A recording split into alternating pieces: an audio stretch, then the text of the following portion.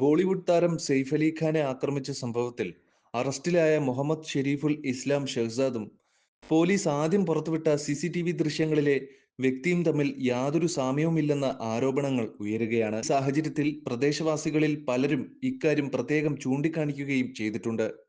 പ്രതിയെന്ന് പറയപ്പെടുന്ന വ്യക്തിയുടെ പ്രായത്തിലും രൂപത്തിലും വ്യത്യാസമുണ്ടെന്ന് പറഞ്ഞുകൊണ്ട് പലരും സമൂഹമാധ്യമങ്ങളിൽ ചില കുറിപ്പുകളും പങ്കുവച്ചിട്ടുണ്ട്. പോലീസ് എന്തോ മറച്ചു വെക്കുന്നുണ്ടെന്ന സംസാരമാണ് സമൂഹമാധ്യമങ്ങളിൽ ഉൾപ്പെടെ ഉയരുന്നത്.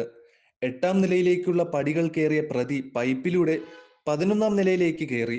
തുടർന്ന് നടന്റെ വീടിന്റെ കുളിമുറിയിൽ പ്രവേശിച്ചതായാണ് പോലീസ് വ്യക്തമാക്കുന്നത്. പ്രതിയെ വീടിനുള്ളിൽ നിർത്തിയ ശേഷം നടൻ വാതിൽ പൂട്ടി. എന്നാൽ പ്രതി കുളിമുറിയിലൂടെ പുറത്തു വന്നു എന്നാണ് പോലീസ് പറയുന്നത്. പക്ഷേ പോലീസ് പറയുന്ന കാര്യങ്ങളിൽ പൊരുത്തക്കേടുകൾ ഉണ്ടെന്നാണ് ചിലർ വാദിക്കുന്നത്. കുട്ടിയെ ബന്ദിയാക്കി പണം തട്ടാൻ പ്രതി ശ്രമിച്ചതായി സെയ്ഫിന്റെ ഭാര്യയും നടിയുമായ കരീന കപൂറിന്റെ മൊഴിയിൽ പറയുന്നു. എന്നാൽ വീട്ടിൽ സൂക്ഷിച്ചിരിക്കുന്ന സ്വർണ്ണാഭരണങ്ങൾ മോഷ്ടിക്കപ്പെട്ടതുമില്ല. പ്രതി വിലപിടിപ്പുള്ള വസ്തുക്കൾ മോഷ്ടിക്കാതിരുന്നത് എന്തുകൊണ്ടായിരിക്കും? പ്രതി സെയ്ഫിനെ അപകടകരമായ രീതിയിൽ ആക്രമിച്ച് പരിക്കേൽപ്പിക്കുമ്പോൾ കരീന പ്രതിരോധിക്കാതെ വെറുതെ നോക്കി നിന്നത് എന്തുകൊണ്ടാണെന്നും ചിലർ ചോദിക്കുന്നുണ്ട്. സെയ്ഫ് അലി ഖാന്റെ വീടാണെന്ന് അറിയാതെ പ്രതി വീട്ടിൽ കയറിയതെന്ന പോലീസിന്റെ വാദം പൂർണ്ണമായും വിശ്വസിക്കാൻ കഴിയില്ലെന്നാണ് നഗരവാസികളിൽ പലരും പറയുന്നത്. അതേസമയം അന്വേഷണത്തിന്റെ ഭാഗമായി മുംബൈ പോലീസ് മുഹമ്മദ് ഷെരീഫുൽ ഇസ്ലാം ഷെഹ്സാദ് സെയ്ഫിന്റെ വീട്ടിലേക്ക് കയറുന്നത് പുനരാവിഷ്കരിക്കും.